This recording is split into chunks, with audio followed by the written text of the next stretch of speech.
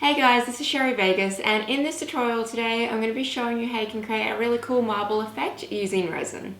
So this is part 2 in my resin marble series. Each video is going to be getting a tiny bit more harder or a little bit different and showing you different tips and tricks and different techniques that you can use while working with resin to create that marble effect.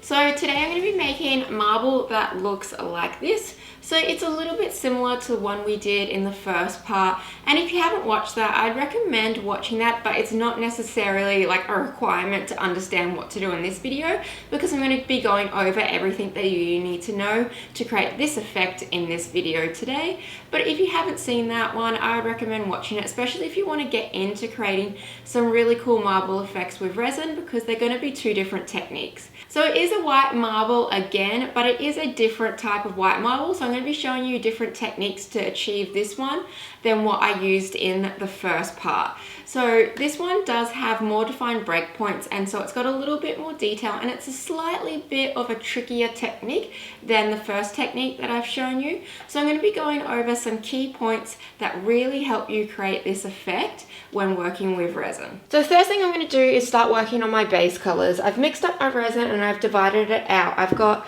a normal matte solid white. I have an interference gold, which is a pearlized color with a tiny bit of this gold undertone to it.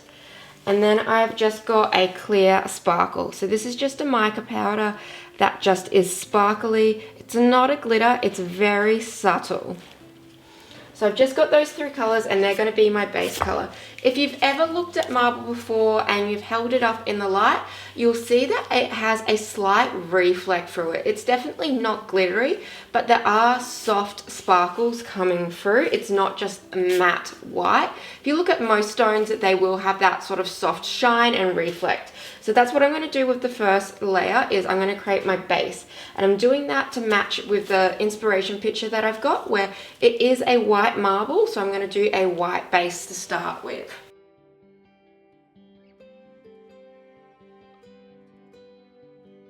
The majority of my color I want is to be that matte white, but just to add a little bit of depth and some slight detail, I am going to be adding in these two different sort of shimmery colors, but I don't want to be doing too much. I definitely don't want it to seem super glittery, super sparkly, because I still want this to look quite realistic.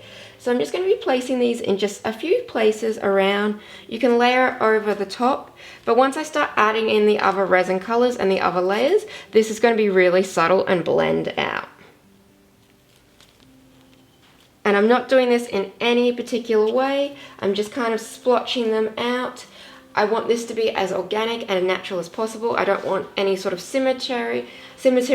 I cannot say that word. I just kind of want to make this flow and blend. I don't want to blend it too much, but just enough that I have a really soft fade, and you can just see little hints of the differences in the white. And that's my interference.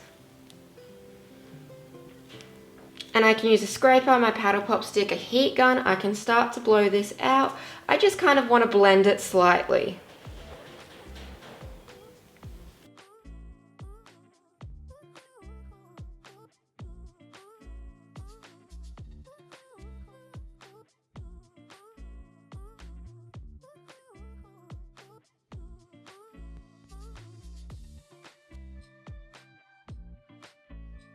To help get this resin to blend a bit more, pop any of those little bubbles, and just to expand out in general, I'm going to be using my blowtorch. You can also use a heat gun to do this. It's just personal preference.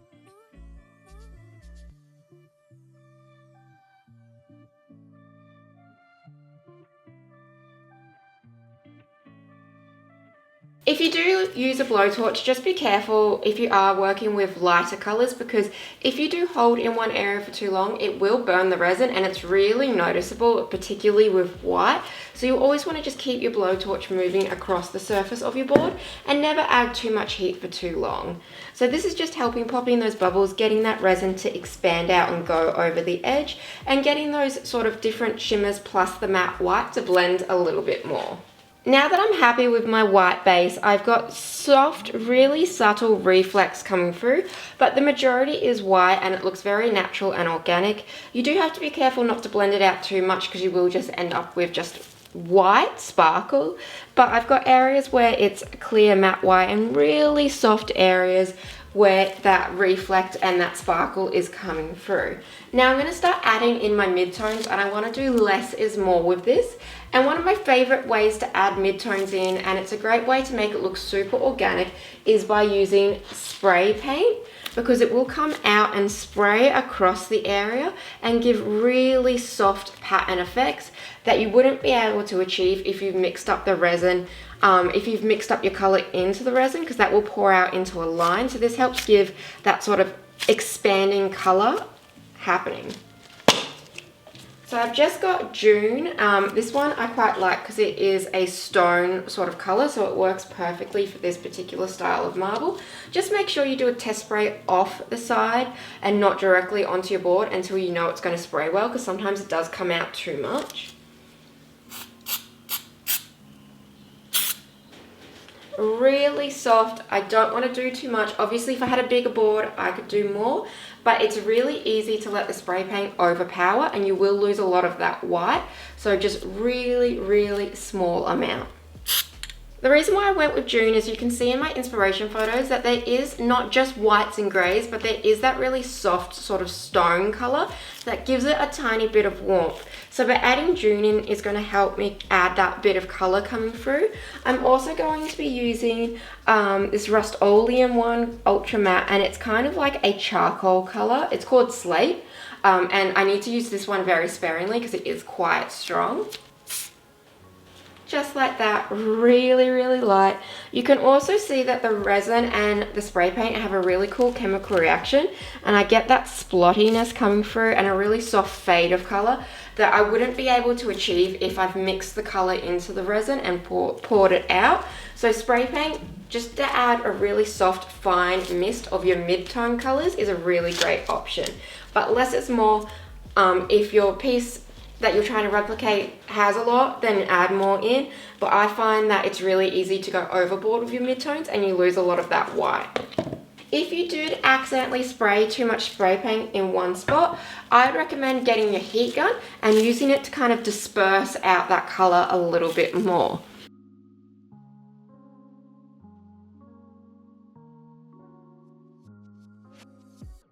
Now, if you wanted to, you could go back in, add more spray paint and repeat that process till you got to the point where you were happy. So less is more with this because it is really easy to overdo it. Now that I'm happy with my base and my midtones, it's time to start adding my fractured work in, where you can see where the marble or the stone has broken in parts and it's created those fractured lines. What I like to do is pick up some of this old resin that has poured off. It's also why I tend to pour more resin than what I need for my base colors on the board, so that way I get a decent amount pouring off the edges.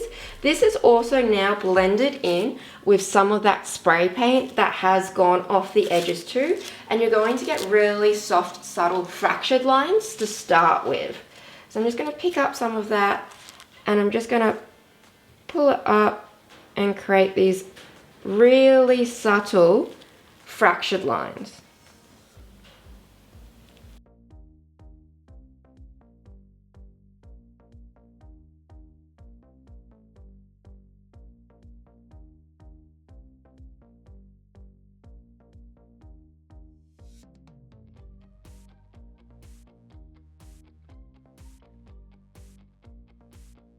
So just like that, I'm pulling up a bit of that extra resin off the edge and I'm creating those really soft fractured lines. Now with my inspiration picture, it's got a few really deep gray fractured lines and then it's got some soft ones. So I'm starting off with the soft ones and building it up from there. The hardest part of creating this marble piece is creating fractured lines that look realistic. The worst thing you want to do is create too many curves, because fractured lines are normally quite angular, so you wouldn't want to grab a piece and then go back around and do a U or any sort of really curvy pattern pieces. You want to keep it quite geometric, I guess. Quite angular is the best way to do this. Now that can be a little bit hard when working with resin because it does tend to want to create quite soft lines, and also too, it's hard to get that fine balance of enough fractured lines to too many fractured lines. So I'd recommend really referring back to your reference piece and trying to get as close as possible to what you're looking at. But I would say this is the hardest part, and the part that I can struggle with most is getting enough that it looks realistic but not too much that I've overdone it. So it's a real fine line with creating that.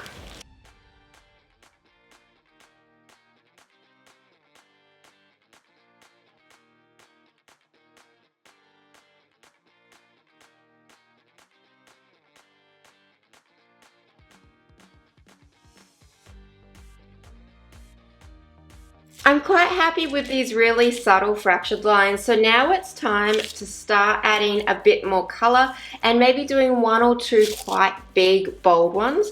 You want to get this all done quite fast depending on the resin you are using, because you want it to blend and really soften. If your resin's coming closer to that point where it's gelling, it's not going to move as much and it's not going to blend, and sometimes it can look a little bit unnatural. So you want to kind of get this done quite fast in the process. If you are using a resin that's got a really long working time, then that's not something you need to worry about. But if you're using a resin that's got a little bit of a shorter working time, then that's definitely something to think about when you are creating your piece.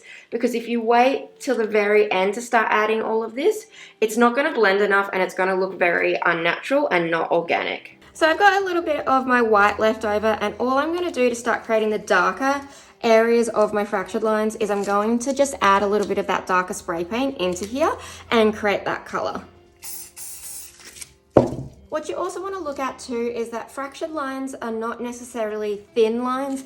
Sometimes in certain parts they can be quite thick. So you want to replicate that. You don't want them to all be these super thin lines. Sometimes that can look really good, but in certain areas you want to have a bit more resin, a bit more of that fractured line blending out.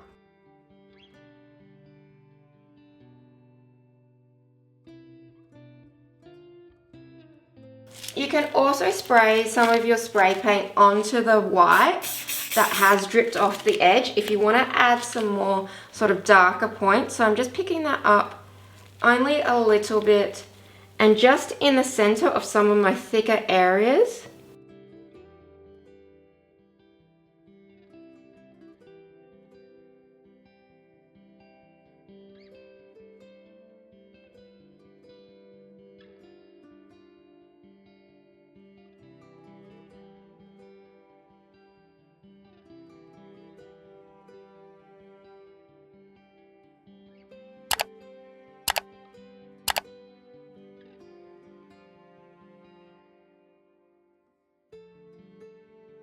And my recommendation would be, as soon as you're happy with it, walk away, because it's so easy to overdo it. So I'm quite happy with this. It's going to keep moving for a little bit still, which is what I want, because it's going to soften and expand out. You can already see that's gotten a lot bigger, and it's going to create more of that sort of natural organic effect.